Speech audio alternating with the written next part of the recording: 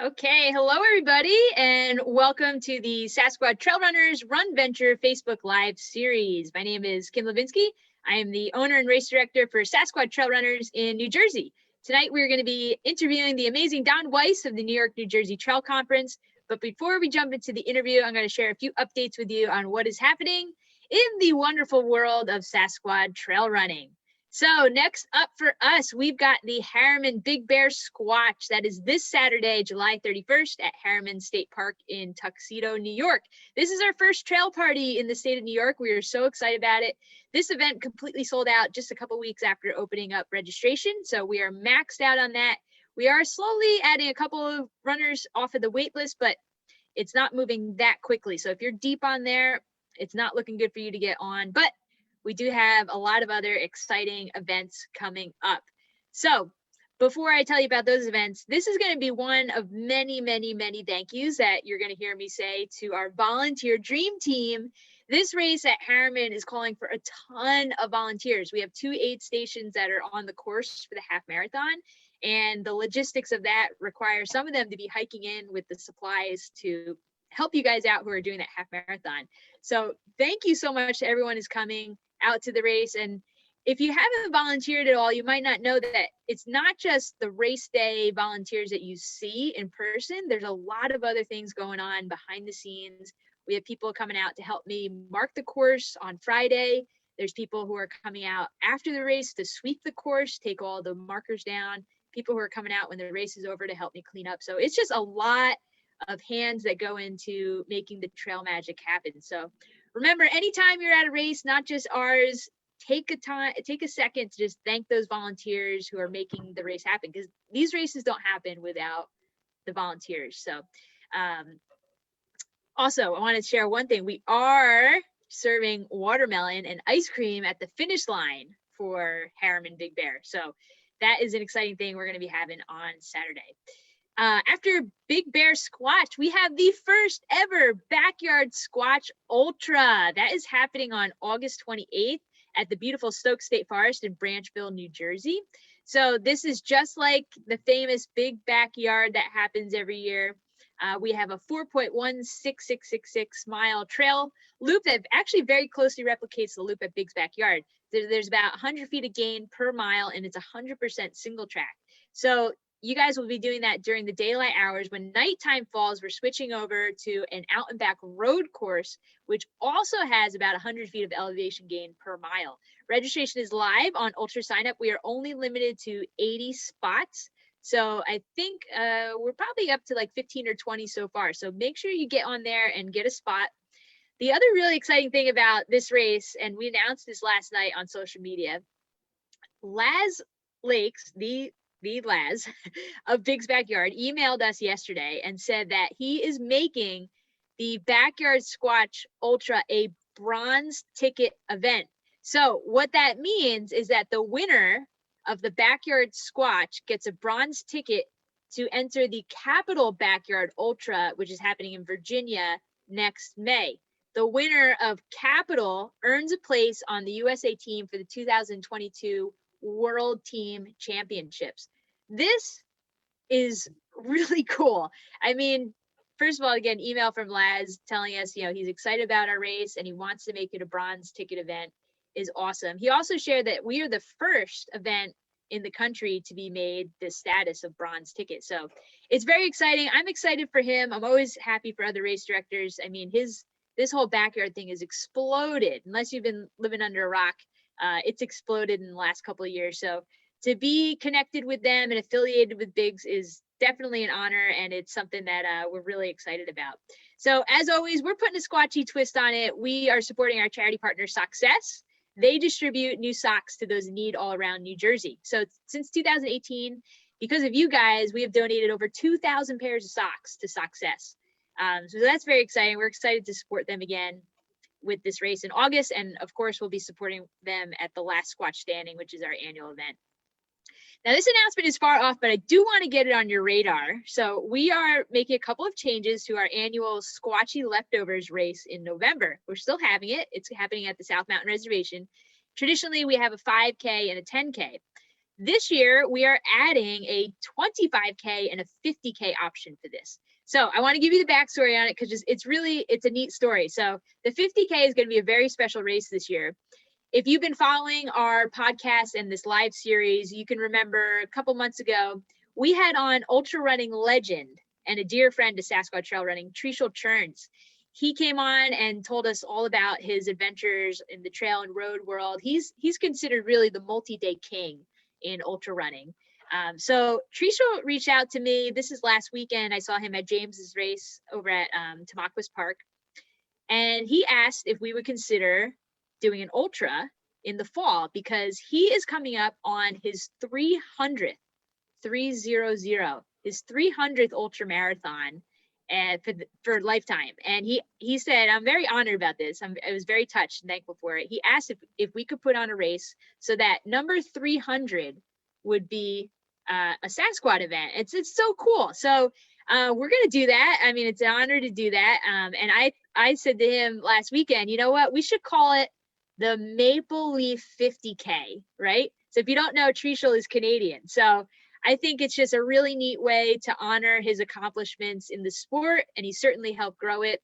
And he's become a dear friend to me and to Sassquad. So I hope you can join us in celebrating this major milestone for him. Again, that's the weekend of Thanksgiving. It's that Saturday, and you can sign up for a 5K, 10K, 25K, or a 50K. And that is all happening on our 5K loop, our race loop at the South Mountain Reservation, West Orange, New Jersey. So, okay, that wraps it up for our Sassquad updates right now. If you want to learn more about the rest of our events for 2021, you can check them out on our website, which is sassquadtrailrunning.com. So the reason you're all here, Don Weise, I'm so excited to talk with Don tonight to hear his story about how he's growing the trail running and hiking community in New York and New Jersey. So real quick, before we jump into the chat, I'm going to share a little intro on Don, and then we'll get into the interview. So Don Weise, he's the Director of Donor Advising for the New York, New Jersey Trail Conference. Don is an author, a hike leader, environmental advocate, and a Trail Conference lifetime member. He joined the New York, New Jersey Trail Conference staff in 2011. He's the leader of the New York, New Jersey Trail Conference group runs, which welcomes runners of all paces to enjoy beautiful trails in New York and New Jersey. Don has become a great friend to Sassquad Trail Running, and he's served, I kind of view him as like the squatchtastic liaison for all of our fundraising efforts that we do with the Trail Conference. He's also the mastermind behind the race courses for the Harriman Big Bear SquaTCh on July 31st, and you will not be disappointed with both of those loops. So on a personal note, Don and his new wife, Kim, have become dear friends to me. You know, how we connected a few years ago, Don reached out when Sassquad was just starting. This is back in 2018. And he asked if we'd be interested in connecting and striking up some form of partnership. And, you know, I knew the Trail Conference, they are the powerhouse of building and maintaining, protecting the trails. And to me, that was a no-brainer. I didn't even hesitate with saying yes. And since then, Don and Kim as well, they've become just great friends to me. And I'm so thankful for our friendship and what they've done to help grow our community here that we have. So Don, thank you so much for coming on the Zoom. It's my pleasure. It's going to be fun. I'm so excited. It's going to be a great night. We've got some questions lined up. If you are watching live on Facebook, you can use the live chat feature, drop questions and comments throughout the night. I can relay them to Don as we go on. So Don, how you doing tonight? Good. Thank you so much for having me. This is fun. And yeah, it's a beautiful, cool night out here in Wild West Milford, and just hanging out on the deck, looking out at the lake, and hanging with Kim's kids. So. Oh, that's awesome. And congratulations. You guys just got married about a month ago, right? Yep. Yeah. We had our month anniversary like 2 days ago. And, I love it. Yeah. Trail love. Sneak the quick honeymoon in there too. Yes. Awesome. All right, Don. So we always like to start with each of our guests just to hear your trail story. So walk us through, how did you get involved in trail running and hiking, the outdoors. We were talking about this before the video started. I haven't heard this story, so I am very excited to hear that. And by the way, I've got my New York, New Jersey Trail Conference shirt on, just to All right. rep it for tonight. So yeah, walk Okay. us through it. Give us the lowdown on how you got involved in the trails. So it's really weird. I came from one of those parts of the country where, where people say trails, what, it was the flats of Chicago. And my folks moved out to New Jersey when I was at a pretty young age. They were both city Chicago people. But my dad really loved nature, and they go out to Lake Michigan, and so they got me and my siblings out on the trails, and I just really loved it. I just really connected with it. It reminded me of being on vacation on Lake Michigan, where it's all like limestone cliffs and forests and great. So so I started to get into hiking at the same time as I started to get into things like track and field and other sports. So I didn't know that these two worlds were going to like merge somehow. I was like the 100-yard dash guy and the long jumper. Like I was very proud when I was 13. I broke the state championship record in the long jump of all things. Wow! So nothing to do with long distance running. And so I was so excited to go to high school, run track, and I said, I'm going to sign up for the fall track team. And they said, well, son, there is no fall track team. You mean football, right? Or soccer? Right. Like, no, I want to run. And they said, well, we have this thing called cross country, and you're going to hate it. But yeah, I tried it, and it was a big change. And it took a number of years to become any good at it. I got like most improved athlete for a couple of years. And I finally, by junior year, I got to be on the, top 3 on the team and stuff. So I started to throw down some better times then, and I was excited for college and, really kind of like running trails and having fun during the off season. And then I was having all kinds of hip pain, and the doctor said, well, son, you've got this a long time ago. The doctor said, son, you got arthritis. You're never going to run again. You should like take it easy or something. What? Which is not what they tell you to do now. Right. And so, got into college. I couldn't race at that time. For some reason, the arthritis was really bad at that point in my life. And kind of like went down the party route a little bit. But, once college ended, I found my way back through the trails. I still couldn't run for many years. I really couldn't run until I was almost 40, Wow. late 30s anyway. And, but I used hiking to stay in shape. And, big uphills, climbing Stone Town, climbing Windbeam Mountain and stuff like that to stay in shape. And, it kept me strong. And it eventually, I think, really led to being able to get back into running. And so started out with road racing and 3-mile runs and 10Ks and, all the crazy heart in your throat kind of, fast races. And, got back into trail running. Yeah, it's just been a really wonderful journey. And here I am, I'm going to turn 59 and, like I can run again and hoping to run, be like an 80-year-old runner. And, Yes.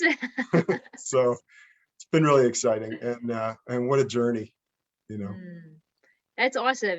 We have mutual friends. I think often about Kathleen Davies and Arch Seaman. I mean, man, talk about life goals. They're still out there. Kathleen's in her late 70s. Arch is 80. I think he's like 80, 86 years old. Yeah, something like that. It's incredible. And they're still out hiking and doing a little bit of jogging. And it's great. It's great. It's a lifetime sport, And, I just really love the 2 different energies that you get from like leading hikes and leading trail runs. They're totally different.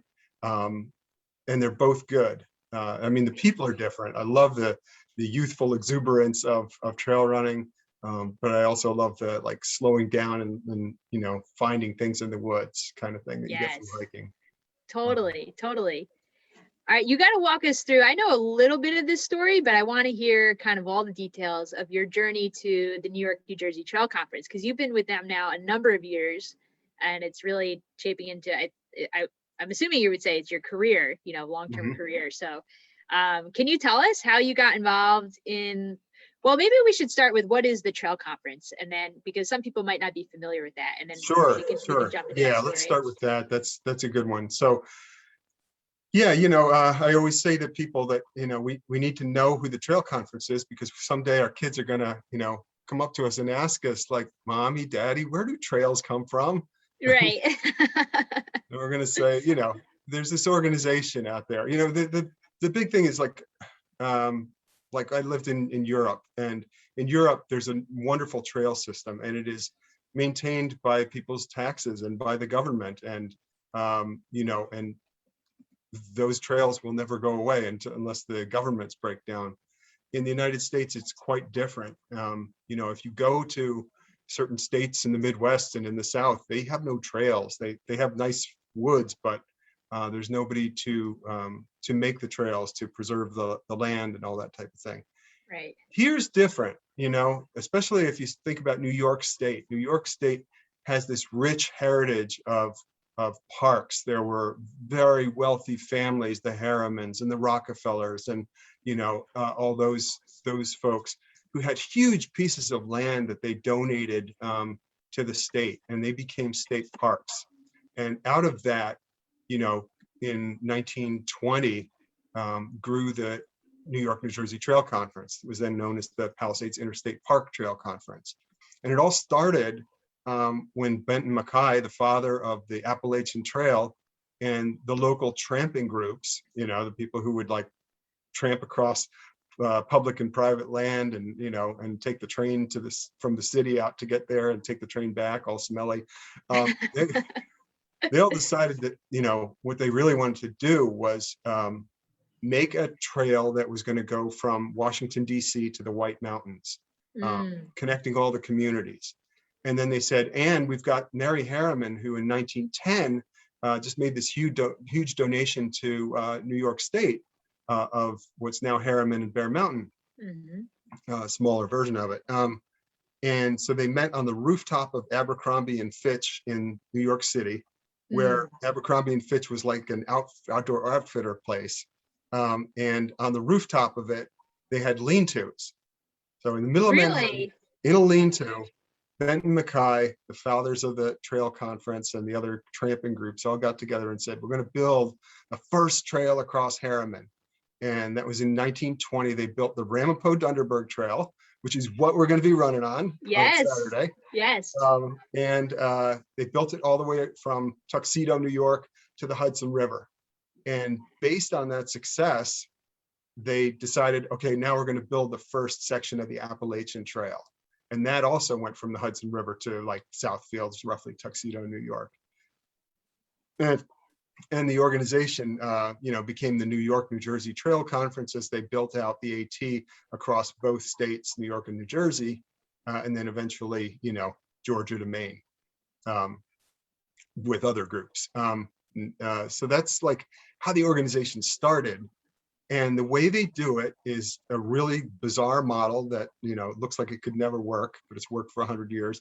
They used 2,000 plus volunteers. We had 2,500 of them last year, who all maintain a little section of trail, like maybe 1.5 miles or 3 miles of trails. And then there's a volunteer supervisor structure above it, and then a staff that makes it all somehow work. We do the recruiting, the training, supporting, but we do a lot more than that. We also raise money to protect land, because you can't have trails without land. And if you have trails without protected land, they tend to go away because, you know, somebody buys them. So there's that.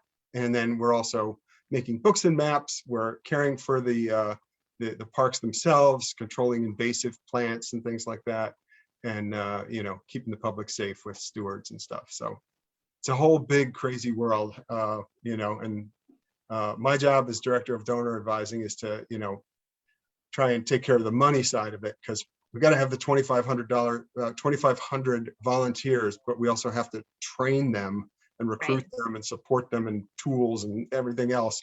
So I got to raise the $3.5 million a year to make it all work somehow.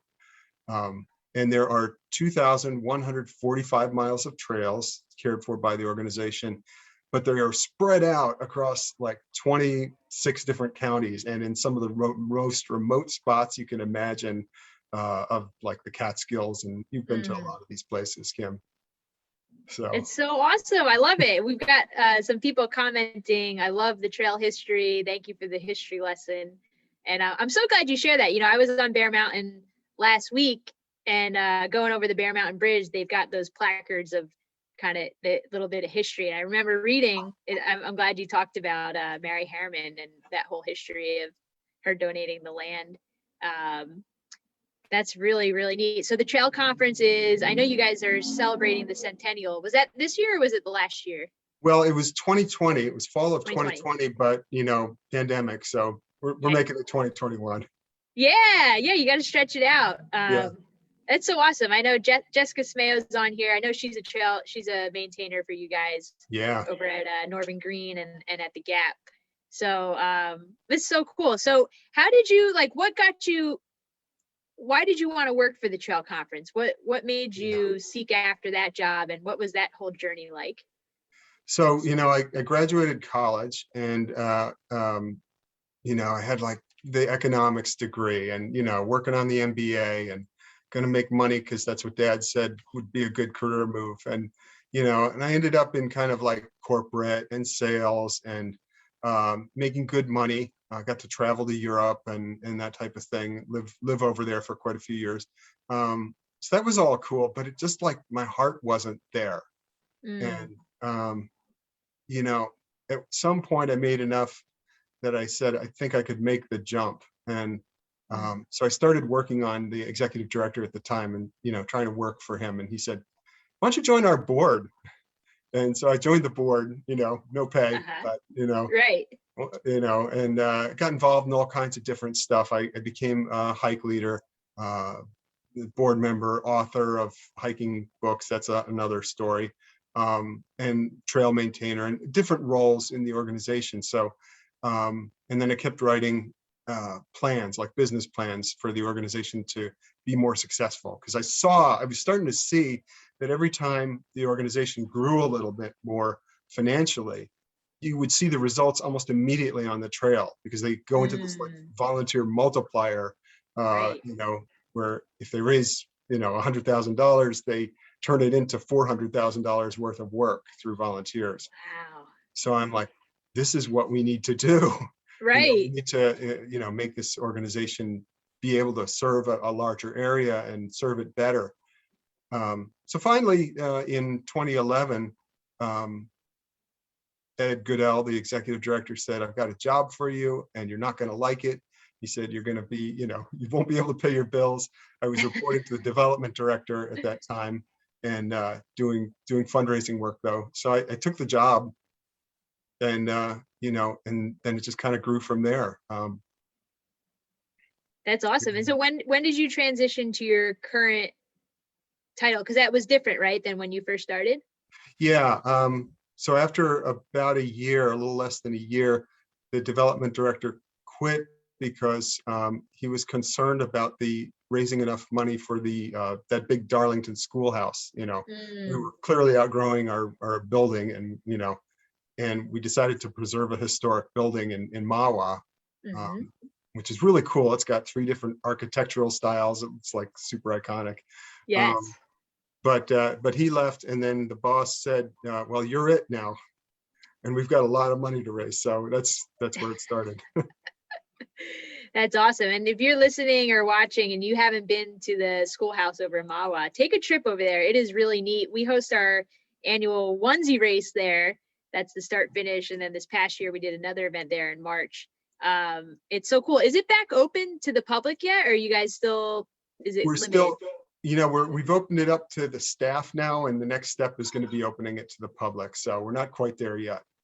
Okay, I got you. Well, once it's open, well, it's even cool to walk around if you go to the trails at Ramapo and just take a stroll through that little footpath to get to the schoolhouse. And it is such a cool area too, because you know, when you get to the schoolhouse, you're at the western side of Bergen County, and everything leading up to it is kind of packed suburbia. And then Right. you hit this park, and the park goes for like 7 miles over Right. the Ramapo Mountains. And you don't ever cross a road. You get to Ringwood and you're in Skylands Botanical Gardens and everything. And on that Yes. side, it's like, whoa, all of a sudden we're in rural America. Yeah. Um, and then you go out the next town by me, West Milford, and it's like really rural. So I love anyway, it. Well, you know how much I love those trails over there. It's probably my favorite area in New Jersey. And we hosted a virtual race back, I think it must have been February and March, where you could take the GPS and go explore the area. So if you're interested in a crazy adventure, I did this with Jessica and Kaylin. There is an ultra that you can do. It's a complete loop that circumnavigates all of the parks. So you got Northern Green, up to what's that one over there, the north one. I always forget the name. Long Pond Ironworks. Long Pond. Yep, Long Pond. Then it connects to top of Ringwood, the gardens and the manor, and then you go all the way down Ramapo and connect it back. You see the castle ruins and everything. So that's really cool. But okay, Don, talk to us about the development of the trail conference group runs. I mean, you know how much I love it. It has really exploded this past year, especially. And I know you've had to limit sizes with the pandemic and everything, but how did that whole thing develop and what's your vision for it? Because you're the mastermind behind it. Thank you. It's not that big a deal, but it's just, it's a lot of fun. But the idea behind it is that, you know, we have all the trail conference members who are, you know, huge number of baby boomers and you know, baby boomers plus, who are loyal to the organization. They're helping to keep the trails open through their support, but they are rapidly aging out. And you know, I know as a fundraiser in particular, that, you know, most of us don't really reach philanthropic age until we're pretty well into our 40s, you know, and but you've got to make people aware. You've got to help the next generation make a connection between the trails and the organization. So I really wanted to, first of all, also bring in the trail running community into the fold, because I don't want, you know, I want the hikers and the trail runners to be friends and to always play nice, and they do play pretty nicely. It's the mountain bikers are a little bit more of a stretch for us sometimes, but I think that the thing of it is that hikers and trail runners, like, we have a physical connection to the earth. We're not pushing pedals. We are connected to the ground, and I think there is something to that. And we're just seeing it at a faster pace. And I find also that trail runners also love to hike. Like, we'll run something, say, that was awesome, now I want to go hike it and like really see it in detail. So I love trail running, and I wanted to bring people into the trail conference in that way. And, you know, selfishly, I just really love the energy of the trail running community. So for me, it's like the best of both worlds to be able to lead both types of groups. I love that. Can you share a little details on like what exactly, like what's the schedule? Where do you guys go? How can people get involved in, like, if they want to go on a group run with you guys? So the first thing is to find us. We're on Facebook, and we have a Facebook group. The Facebook group is called Trail Conference Trail Runs. Long name, Trail Conference Trail Runs. But if you search it, you'll find us, and you can join, and we'll accept you right away. You know, then in our events, we do monthly events. At least once a month, we will do a group run. And they're typically going to go to places where we are either doing some cool work, or we just finished some cool work, or we're going to be doing some cool work. I know in April, you came with us, Kim, and we were doing that loop around the Palisades with the views of the Hudson. Yes. And we did an old trail, a nasty little old trail. And I said, next time we run this, it's going to be amazing, because that piece of land, we tried to save it. We couldn't save it. It's now turning into a development. And so we saved another piece of land with the help of other organizations right up against the Palisades. And so the trail crews have been working on this for like 2 years, and it's an amazing trail run to go from the Palisades around to the Hudson River, with the cliffs on one side and the boulders and stuff. So so we go to places like that every month. You speak about the castle ruins in August. We're going to do the castle ruins, I think August 7th. And we're going to do a run around that area because a lot of work has just been completed there. And we just keep rotating around. We do some east of the Hudson. We do, you know, some in New York State, like we did our SquaTCh preview run last weekend. And then we do quite a fair number of them in New Jersey as well. And since the organization is beginning to do more and more things farther south in New Jersey, we've got lots of places to explore there too. I love it. It's so great. You know, you guys, you do such a great job. I know Kim helps you lead. It's nice because you do accommodate paces. So like oftentimes the group runs that I've come to, it kind of naturally splits into 2 groups where you're leading a little bit quicker and longer, and then Kim is leading a little bit slower pace and a little bit shorter, which I love that because it really makes it accessible, I think, to different types of paces, ages, people. Yeah, it's fun. Kim is a great partner in that.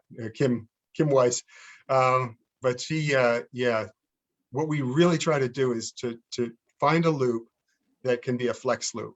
So we can all be running together, but we have times where we separate out, and then, you know, we can pick up a faster pace and get more distance in. Doesn't always work, you know, with the terrain and with the trail system, but more often than not, it does.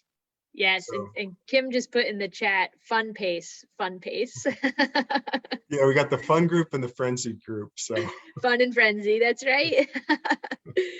That's so awesome. And then how about, let's talk a little bit about your hiking group, because you also lead monthly hikes with the West Milford group. So what's the story with that crew? Yeah, so it started off being a group. I used to lead 2 hiking clubs. One was a fast hiking club and one was a slower hiking club. And the slower hiking club was designed to explore the peaks of West Milford Township, which sounds very limiting until you go to West Milford Township and you go, oh, okay. Yeah. So imagine one township that's 81 square miles. Mm. Now imagine that township is 2/3 preserved open space. Okay, 1/3 of it, or 30% of it, is owned by the Newark watershed, and the rest of it is state parklands and preserves and stuff. That's West Milford. It's New Jersey. It's, you know, it's hard to believe. Right. So we would hike the 13 peaks of West Milford, actually now 17. And I had written a cheesy little book back, you know, 2006 or so, called West Milford Baker's Dozen. And it was like a tally sheet. You would do climb the 13 towering mountains of West Milford, which were actually pretty cool. Yeah. Complete your tally sheet, and it was designed to promote local business as well. So we had sponsors of each peak. You'd go to their business, they'd give you a little stamp in your book, and, you know, then you submit it and get your certificate. Book's out of print. Does that still go on? Does that still happen? The book is out of print, and I haven't had time to rewrite it. The trails have changed a bit, but, you know, one day soon, or if I hit the lottery. Well, you also have another book I've got over there on my bookshelf. Do you want to talk about that? How did that come about? And it's such a great resource, and you could tell Kim's been awesome in the chat. She's dropping some links, so maybe there's a link to the book as well. But I love it. I'm referencing it all the time, especially the last couple of weeks with our Harriman race coming up. Oh, cool. Yeah. All right. Well, so the book is called Circuit Hikes in Harriman. And, you know, what I noticed is that there were a lot of books that included Harriman as part of like hikes in the Hudson Valley. And it was a wonderful book called Harriman Trails, which is it's kind of a historic document of Harriman. And it describes each trail like the Encyclopedia Britannica from A to Z, you know, from Ardenshire Bridge to whatever the Z is, you know.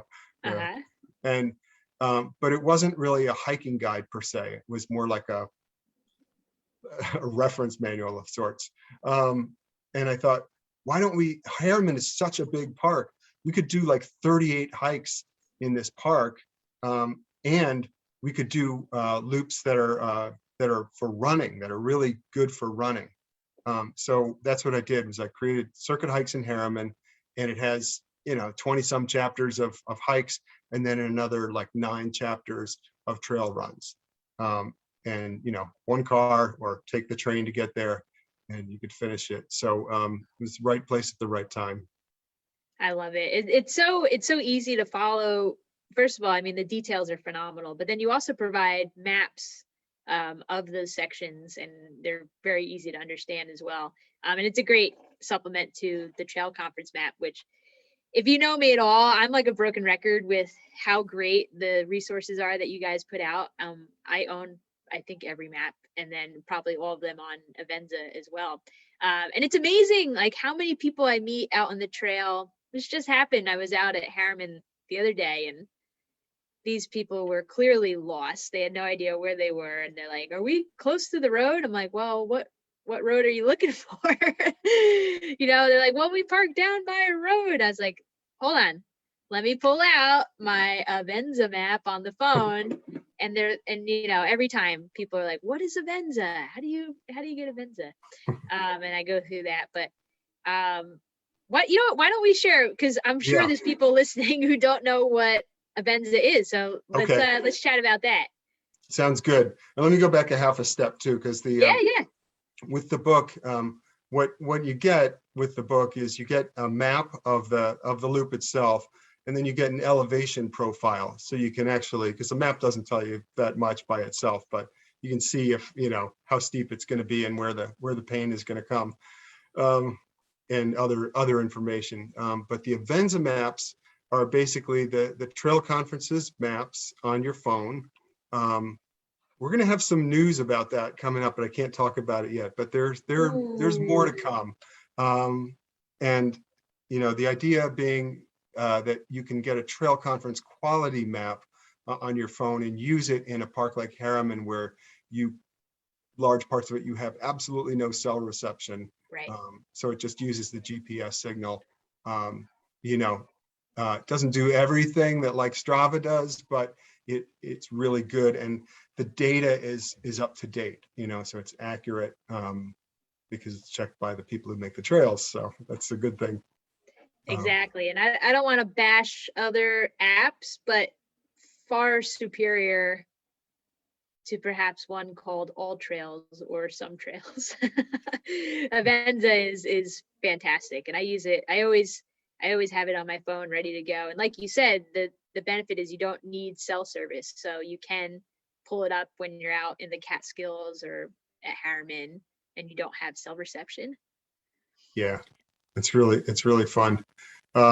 There's actually, did you know this? There's a reference to the trail conference maps in Bill Bryson's book, A Walk in the Woods. I did not know that. He Really? was suffering his way through Pennsylvania, and he crossed at the Delaware Water Gap, and he said it was like the Holy Lands. He'd crossed into the land of the New York, New Jersey Trail Conference. They're beautiful, colorful maps. It's really funny, but it's in the book. So that's awesome. Okay, guys, if you are watching live on Facebook, feel free to drop some questions in there. We got about 20 minutes left, so I can read them to Don. Don, I've got a question for you. I'm curious, if you had to pick one trail, you can only pick one trail. What is your favorite trail in New York and your favorite one in New Jersey? And you can pick if it's hiking or trail running, because they're different experiences. But if we had to nail you down, what would you say for New York and New Jersey? All right. Well, in New Jersey, I'd have to say, certain parts of the Highlands Trail, because it's so many trails at one time, and it takes you through such beautiful stuff, and maybe a close second in New Jersey would be the Barefoot Loop Trail, the new one. And also Abram Hewitt with that loop in there. Those are just so gorgeous. So gorgeous.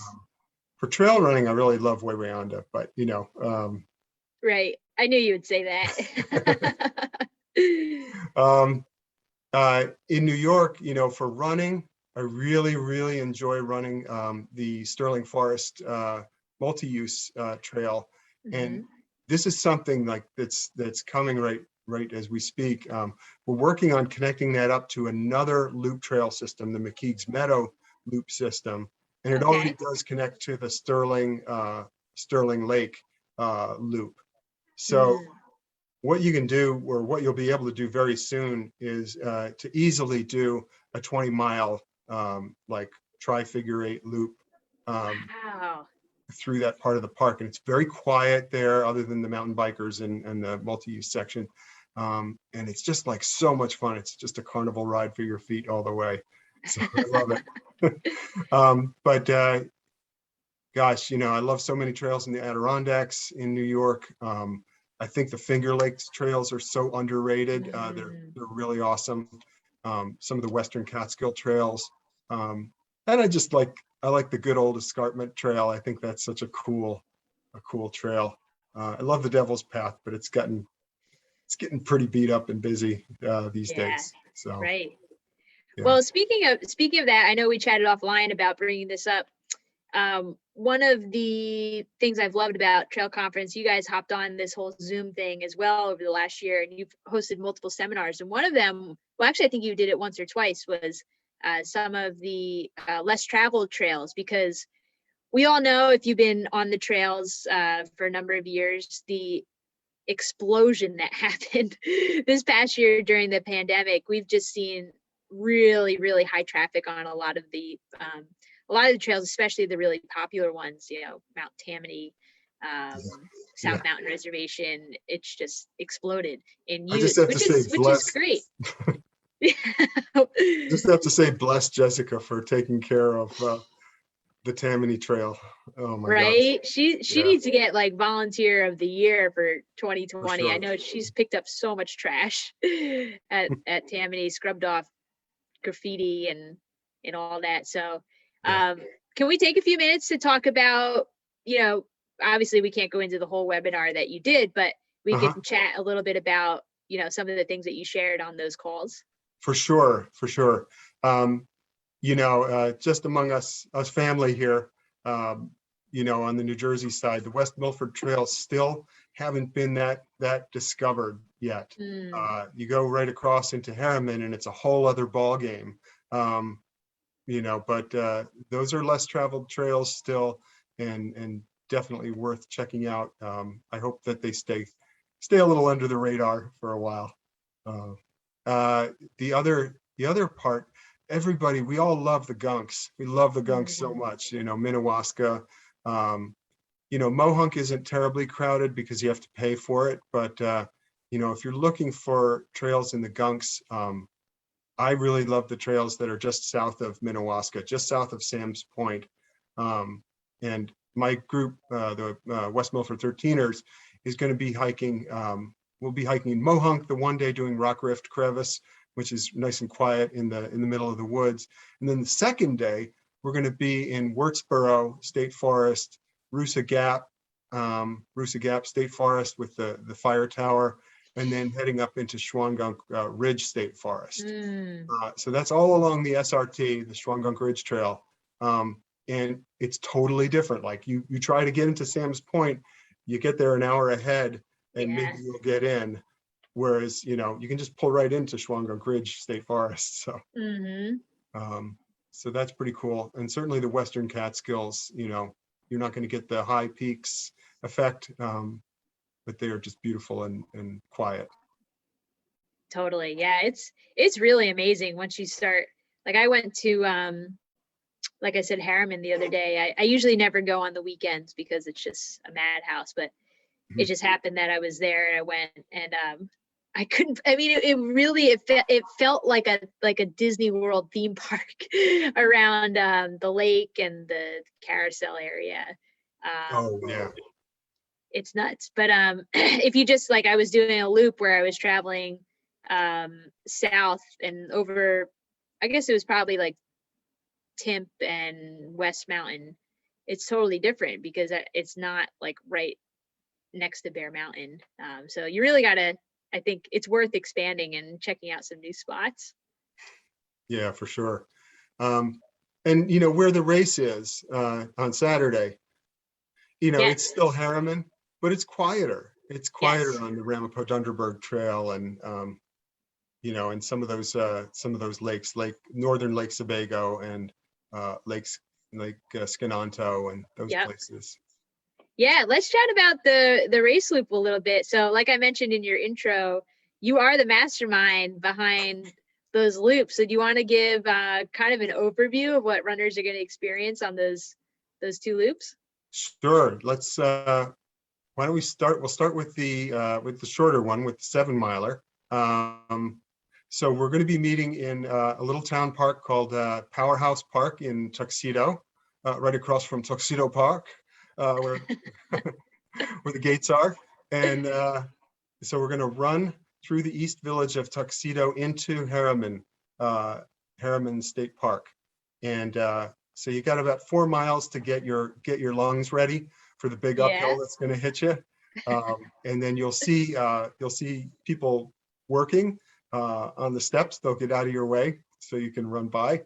But they're rebuilding the Ramapo Trail there. And you run up Ramapo for a little bit, then you duck off onto the Yellow Triangle Trail. And that is just such a wild trail. You It start is. out hearing the New York Thruway, but that rapidly fades, and you're in the middle of the deep forest, crossing brooks, and just continuing to climb all the way up to the top of the ridge, up to Parker Cabin Mountain area. And so when you get up to Parker Cabin Mountain, there will be someone there to check you, make sure you've made it by the cutoff point. And from that point on, you're going to be following this beautiful kind of ridgetop trail across Parker Cabin Mountain, Black Ash Mountain. There are some beautiful views. There's actually some quite rugged sections there, but largely runnable. And then you'll come down off that into Black Ash Swamp, which is pretty. So now you've done a bit of descending, and you're going to have mostly descending on the way back, but with a beautiful view of Tuxedo. Come back down the mountain, right down to where the steps are, where you first entered the woods, back on the road, and finish in Powerhouse Park. That's the 7-miler. The half marathon does the exact same course up all the way up to the top of Parker Cabin Mountain, but instead of turning back and heading home, you head out over Parker Cabin Mountain into a gap where there will be an aid station, and the people will have hiked in to serve you. And then you'll follow the victory trail, because you're going to win victory. And it'll take you past beautiful Lake Skinanto, then through, it has an island on it. It's so beautiful. And you'll cross some terrain, get over to Lake Sebago. You'll briefly pass that.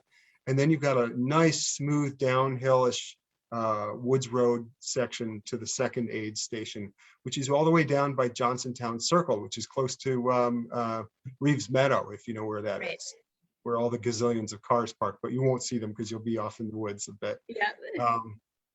Second aid station, fuel up there, because you got some work ahead of you. You begin climbing a little peak called Almost Perpendicular, with beautiful views. Then you climb some more on your way up to Claudius Smith Den and Rock, which is where the revolutionary outlaw Claudius Smith and his band of outlaws hid out in the woods. And then you swing back over to the Ramapo Trail and follow the same route as the 7-milers, back down the hill, past the steps, and then the road back to Powerhouse Park. So that is a perfect recap of the race. It's so cool. I was out there the other day, and again, just struck about, you really described the Yellow Trail so well. Like, it's just an expansive, remote woods. It feels like just old, deep woods. I don't know how to describe it. If you got to be there, I know there's going to be other people around during the race, but if you can get out there by yourself, it's really it's an incredible trail just to kind of be still and soak it in. It's a really special place, and the views are incredible for the half marathon, and that the Claudius Den was, I mean, it's It's so big. You're just walking by it, and then all of a sudden it's this these huge boulder rock formation, and you try to take. I tried to take a picture. It doesn't even fit into the lens of the camera. Yeah, it's a massive cliff, and yeah, the Deep Hollow the Triangle Trail goes through an area called Deep Hollow, and it's not old growth forest, but it's pretty old, mature forest, and that gives you that feel. Exactly. Also has that darkness from being on the darker side of the mountain. Exactly. And I do have to say, I think both of us saw quite a bit of a bear poop on the trail. So there are some other critters who are out there. Yep. The answer is yes. Yes. They do. Awesome. Let's talk for a minute about the Ramapo Dunderberg Trail. You referenced it earlier, but for this race, if you're not familiar with Sassquad, we always partner. We have a charity or nonprofit partner. We have been supporting the trail conference since day one in 2018, and now it's grown to you're welcome. Now it's grown to several races that we are supporting them with, and specifically, this is going to be raising funds for the restoration of the Ramapo Dunderberg Trail. So, can you walk us through what does that trail work look like? What are the funds raising? How is that going to be applied to the project? Okay, great. Yeah. So the Ramapo Dunderberg Trail, I think it may be my favorite trail in Harriman. Not just because of the history of it, but because it's so remote. It's in the middle of the woods. Like, I've done the Suffern Bear Mountain Trail. It's a nice trail, but it looks down on Rockland County. When you're on the Ramapo Dunderberg Trail, you have Harriman all around you, and it's taking you 23 miles or so. I forget the exact number, but from Tuxedo to the Hudson River. Right. It just gets more and more dramatic as you go. But this trail, which was the first ever built in the park, and as I said, which led to the building of the Appalachian Trail, it's 100 years old. And particularly the western section of it, the western escarpment, is just being loved to death, by people. It's being, weather and erosion and climate change and all things are affecting this old trail structurally. So we are doing a full structural rebuild of that western escarpment in many, many places. Just to give you an idea of what that means, when you have a trail like that, you cut rock from bigger rocks and turn them into stone steps because it's too expensive and too difficult to bring gigantic stone steps that you see in from some quarry, and hoist them up. So they quarry that rock, turn it into stone steps, and place it there. But before they do all that stuff, they dig down into the soil about 6 inches or maybe 9 inches, and remove the big rocks, remove the topsoil, and then they break those rocks down into like little tennis ball sized stones, and they use that to under armor the trail. So you've got this super armored trail underneath. Then they harvest what's called, we call it peanut butter soil, but it's a compacting non-topsoil type soil deeper down, and they put that on top of it. And that, the more you walk on it, the more it becomes like cement in terms of how it holds up.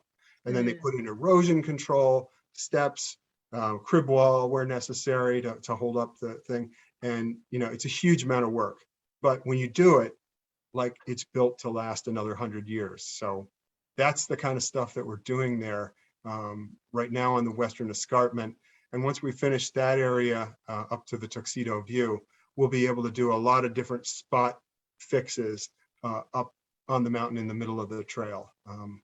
But that's we have a grant from New York State, which is helping us do parts of phase 1 and phase 2, but we still have to raise money from the general public because New York is just not that generous to be able to give us all the money. And so you, by running this race, are helping us to get that done, and we really appreciate it. That's awesome. Yeah, I think it's so special too that we actually get to run on the trail that is going to be, getting the trail work done. Yeah, some of the work is also being done on the Triangle Trail. So when you see like what looks like whoop-de-doos on the trail, they're actually erosion controls being put in place there. So that's awesome. You'll see that. I love that. Um, Well, let's take the last few minutes to talk about how can the trail running community and hikers as well, how can we get involved to support the efforts of the trail conference? Give us some like really practical, tangible ways that we can start connecting with the trail conference. Appreciate that. Well, one thing you can do is check out the website. It's not the most easy website to remember, but it's NYNJTC.org. So think New York, New Jersey Trail Conference, NYNJTC.org. And that'll be a good start because there are lots of ways to get engaged from there. If you want to volunteer, you can click on the volunteer button and find all kinds of opportunities near you. Good way to give back your time. And people often apologize to me. A lot of our donors will say, "I'm so sorry I can't be volunteering on the trails." But the fact of the matter is it takes volunteer time and it takes money. So if you're in a position to be a generous donor to the organization, that has a huge impact on our ability to do work. We actually are doing pretty okay on our volunteers now. We had a record number of 2,500 volunteers last year. So that's good, but time or money is a great way to get involved. Buy the maps and books, that every little bit helps. And just we'll have events going on. There's lots of ways to have fun. We have a big gala coming up to celebrate the 100th year anniversary. So if you'd like to throw in the fancy duds, that's it's going to be fun. It's in October. And just, coming to Kim's races. A lot of Kim's races are trail conference benefit races. So you'll learn a lot there. And if you're at the race on Saturday, I'll be there and we can talk more trails. That's awesome. And we've talked about this offline. I've been so blown away by the amount of donations we've received just on Ultra sign up alone. That was something I started adding this last year, was a little add-on feature where when you're registering, you can choose to make a donation, and 100% of that obviously goes to the designated charity. But man, and I've shared the numbers with you. You guys are just so generous. It's incredible. I would say, I forget the percentage, but it was at least like 70 to 80% of registrations chose to do that add-on feature of making a donation. So wow, it's really incredible. And we have it scaled. You can donate just $5 all the way up to 100. And we've seen every donation amount that we offer. So thank you guys. We really appreciate that. And I think, if I can just say something here too. Yeah. I know race directing is really hard work, and all the race directors, deserve a hand for what they do. But Kim, you have really changed the dynamic of trail running, and it's great to run the North Face, and they ran a nice event. But when I have a chance to give to a race that's that's going to a smaller race director like yourself, as opposed to a corporation. And then on top of that, when I find out that you're giving back to all these different charities, it's just awesome. And it's catching on. It's getting the attention of other race directors, and it's a beautiful thing. Thank you. You're gonna make me cry. I'm coming up on the taper for my big race, so I'm really emotional. That was really kind of you, Don. Thank you so much for sharing that. It is a pleasure, and I've always said since day one, if you can give, you should. And I think that's been a pillar stone of Sassquad, that we can give back. We're in a position to do that. And also just to provide the opportunity, like having that add-on of registration. Because a lot of times, like we've said tonight, people just don't know. They don't know about the trail conference. They don't know the work that you guys are doing. And Don, I'm so thankful you reached out a few years ago. And we were talking today about some exciting ideas, which I'm not going to say publicly, but in the next couple of years, you're going to see some really cool things that we're going to collaborate on. And it's been an awesome ride. So I appreciate you, Don, all that you've done for Sassquad and the trail running community. Appreciate you too. So I'll just give you guys the, if you don't mind, I'll give those websites again and Yes, information. yes. Okay, cool. So the website is NYNJTC.org. The groups are Trail Conference Trail Runs, okay, on Facebook. And the other Facebook group is West Milford 13ers, like 13ERS hiking group. Awesome. That's great. No, that's perfect. Anytime I get a chance to recommend the group runs, I always do that. I was just talking with a runner the other day who was saying, I'm looking to explore new trails with new people. It's like, I've got the group for you. Get out your Facebook. I'm going to put you on online right now. So Cool. Don, thank you so much. This has been a fantastic evening. And we got everything. We had a history lesson. We got your backstory on your personal journey. And we got a preview of Harriman. I think we covered all the bases tonight. Yeah, thank you guys for watching. Much appreciated. Awesome. Thanks for doing this, Kim. Absolutely, absolutely. So, all right, guys, you can, as always, find out more about us, SassquadTrailRunning.com. Remember those websites. Go to the New York, New Jersey Trail Conference site as well. We have links to them on our registration page as well. So if we don't see you on Saturday, make sure you look us up, our other events that are going on, and we'd love to have you come out. And if you can't come out to our races, check out the amazing work the Trail Conference is doing. Get to one of their group runs or hikes, and just find a way to get plugged in to this awesome community. So, all right, guys, until we see you again, keep it squatchy. Bye, everybody.